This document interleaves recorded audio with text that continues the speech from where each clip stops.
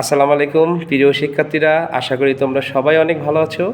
তোমরা যারা আমার কাছে কোচিং করো তারা অনেকেই জানতে চাও আমি ব্যাংকের জন্য কিভাবে প্রস্তুতি নিব, অর্থাৎ ব্যাংকের জন্য আমি কি পড়ব। অনেকে স্বপ্ন থাকে আমি ব্যাংকে চাকরি করব।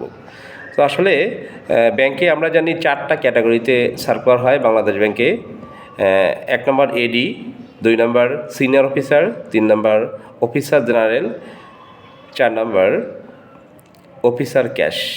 এই 4টা ক্যাটাগরিতে কিন্তু পরীক্ষা হয়, তবে এডির পরীক্ষাটা বেশ লেট করে মাঝে মাঝে, এবং এটা সার্কুলারটা কিন্তু খুবই কম হয় এবং খুবই কম সংখ্যক লোক নেওয়া হয়। তো যাই হোক, তো তোমরা যারা আমার কাছে কোচিং করতেছো অনেকেই বারবার জানতে চাও যে আমি ব্যাংকের জন্য কোন বই পড়বো। আমি ব্যক্তিগতভাবে আসলে ব্যাংকের জন্য কোনো প্রস্তুতি না নিয়েও কিন্তু বাংলাদেশ ব্যাংকের অফিসার, সিনিয়র অফিসার, ক্যাশ এই 3টা পরীক্ষায় টিকছি, এবং আমার ব্যক্তিগতভাবে কিন্তু কোনো বই ছিল না ব্যাংকের জন্য। তারপরেও কিন্তু আমি ব্যাংকের জন্য যে পরীক্ষাগুলো হয়েছে আমি কিন্তু মোটামুটি পরীক্ষা দিলেই আমার রেজাল্ট আসতো।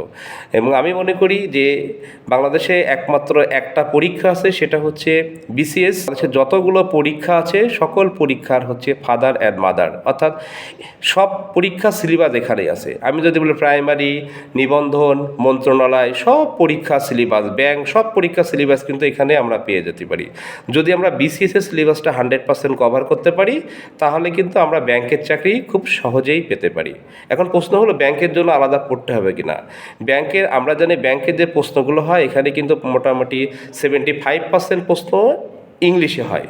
তো আমি মনে করি যে আমি তোমাদের যে পড়াগুলো পড়াচ্ছি এইগুলো তোমরা যদি নিয়মিত পড়তে পারো, এর পাশাপাশি ইংলিশ যদি তুমি দক্ষতা অর্জন করতে পারো তাহলে কিন্তু সহজেই তুমি ব্যাংকে চাকরি পেতে পারো। আমি ব্যক্তিগতভাবে কিন্তু ব্যাংকের কোনো বই ছাড়াও বিভিন্ন পরীক্ষাতে আমি টিকছি। সবাইকে ধন্যবাদ।